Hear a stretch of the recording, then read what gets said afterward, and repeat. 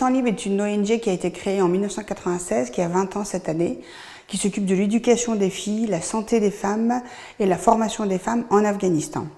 Dans tous les lycées où nous sommes présents, nous essayons de mettre en place un centre d'éducation à la santé.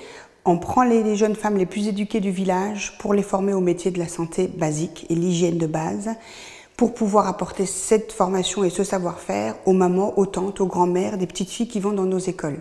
Alors aujourd'hui, nous avons 5 centres d'éducation à la santé en Afghanistan, notamment et essentiellement en zone rurale. Et dans chaque centre, vous avez des groupes de 20 femmes et nous avons calculé à l'aide d'un partenaire que nous, aujourd'hui, avec 5 centres, nous touchons 50 000 femmes bénéficiaires directes et 80 000 femmes bénéficiaires indirectes, c'est-à-dire celles qui ont appris et qui retransmettent à la maison ce savoir-faire qui est les règles de le b.a.-ba de l'hygiène. Aujourd'hui, nous sommes capables de les former aussi au métier, que ce soit couturière ou atelier de confiture et centre d'alphabétisation, pour pouvoir être indépendantes.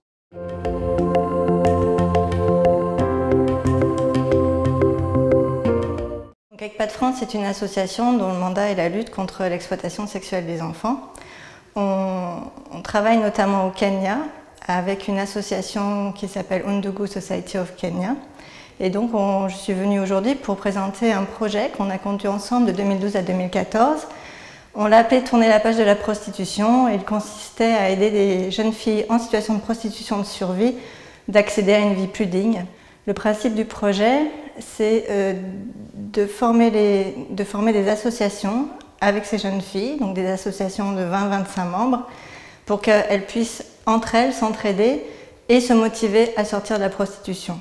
Bien sûr, on apporte des services comme de l'éducation à la santé, de l'insertion socio-économique, mais vraiment la base du projet, c'est de leur donner les moyens de s'en sortir par elles-mêmes. Sur les 185 filles qui ont adhéré au projet au départ, on en a à peu près 120 qui sont dans une situation professionnelle stable.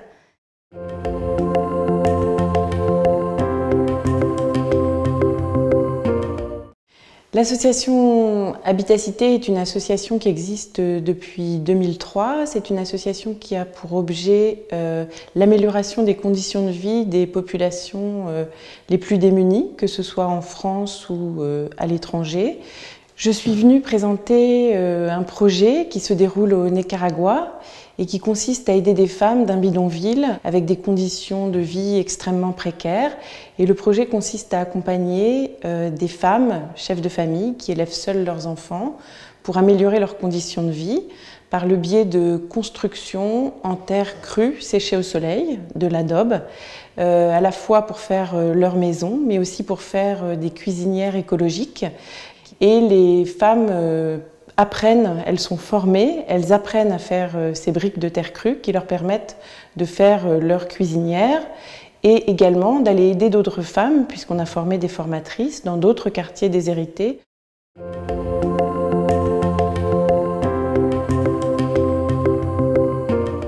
Ikambere est une association loi 1901 créée en 1997 et basée à Saint-Denis.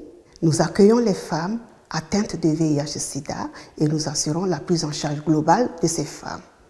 L'orientation est faite à partir des hôpitaux parce qu'il faut se savoir séropositive avant de venir à l'association Ikambere.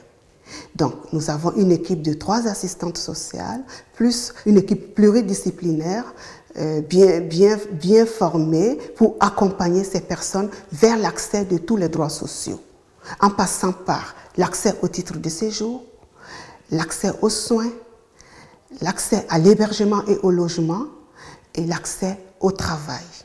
Donc pour nous, Ikambere doit pouvoir amener la personne qui arrive avec son bagage de problèmes à une autonomie. Globalement, depuis la création en 1997, nous avons reçu 2332 femmes.